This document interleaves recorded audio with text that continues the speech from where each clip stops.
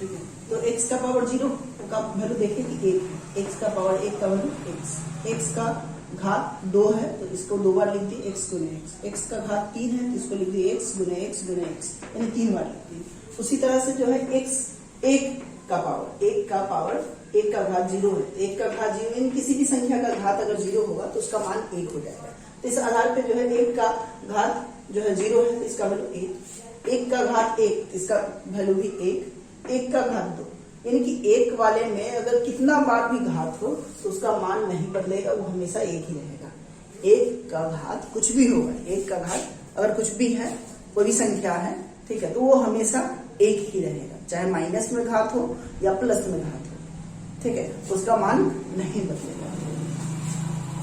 तो इसी तरह से 1 का पावर अगर 0 है तो इसका मान 1 का पावर 1 तो 1 का पावर 2, यानी कि 1 को 2 बार लिख देंगे। यानी बस पैटर्न को समझ जाइए कि 1 का पावर अगर 2 है तो इसको 2 बार लिखेंगे और दोनों को गुना कर लेंगे। 1 का पावर अगर 3 है तो इसको 1 गुने 1 यानी 3 बार लिखेंगे और उसको गुना कर लेंगे। 1 का पावर 4 है यानी कि 1 को 4 बार लिख के गुना कर लेंगे। तो ये आसान तरीके, बस ये अभी आपको लिखने में समय लग रहा है या समझने में समय लग रहा है, बस आप एक बार समझ जाइए, फिर उसके बाद जो है समझने के बाद आप आसानी से कुछ समय में ही, कुछ सेकेंडों में ही आप जो है गुना निकाल पाएंगे। ठीक है, आगे 2 का पावर 0 है, यानी 2 किसी भी संख्या का पावर 0 होगा तो 1 होगा, तो 2 का पावर 0 इसका वैल्यू 1 हो गया।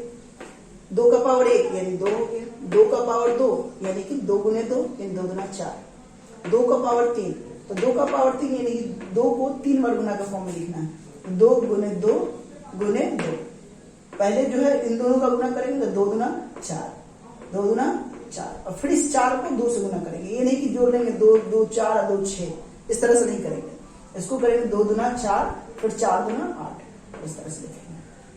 ठीक है, इसी तरह से जो है आगे का देखते हैं। 2 का पावर 4 यानी कि 2 गुने 2 गुने 2 गुने 2 बराबर, यानी 2 गुने 2 2 गुना 4 4 गुना 8 8 गुना 16, इस तरह से।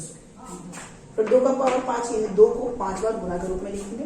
2 गुने 2 गुने 2 गुने 2 गुने 2, यानी 5 बार ये हो गया। उसके बाद 2 गुना 4 4 गुना 8 8 गुना 16 16 गुना 32, तो इस तरह से जो है 2 के घात में हो गया। इसी तरह से 3 का घात 4 का घात 5 का घात, जितनी संख्या बार निकालना होगा, जितनी संख्या बार जरूरत होगा, हम उतनी संख्या बार निकाल सकते हैं।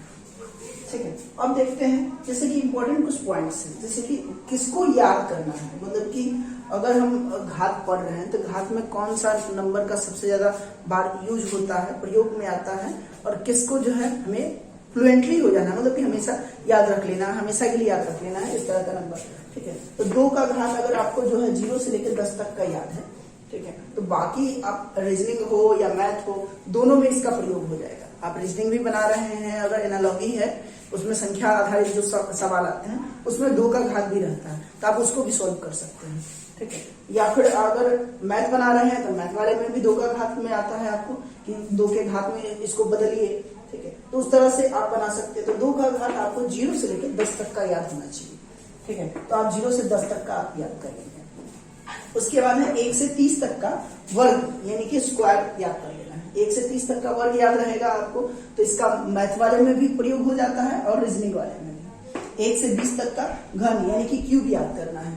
ठीक है, तो बताएंगे कि स्क्वायर मतलब क्या हो गया। स्क्वायर मतलब क्या होता है, तो अगर किसी भी संख्या का पावर 2 है तो इसको हम स्क्वायर कहते हैं कि x का स्क्वायर है, x का स्क्वायर, या इसी स्क्वायर को हम वर्ग कहते हैं कि x का वर्ग हो गया। अगर घात जो है 2 है तो हम इसको स्क्वायर कहते हैं।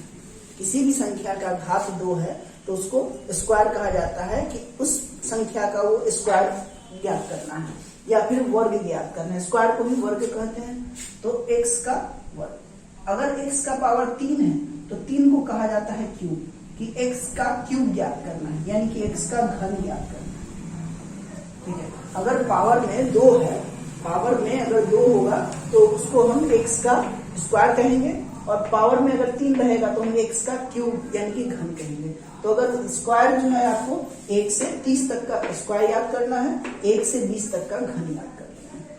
ठीक है, इससे आप जो है आसानी से बाकी जो भी नंबर आएगा उसको ज्ञात कर पाएंगे।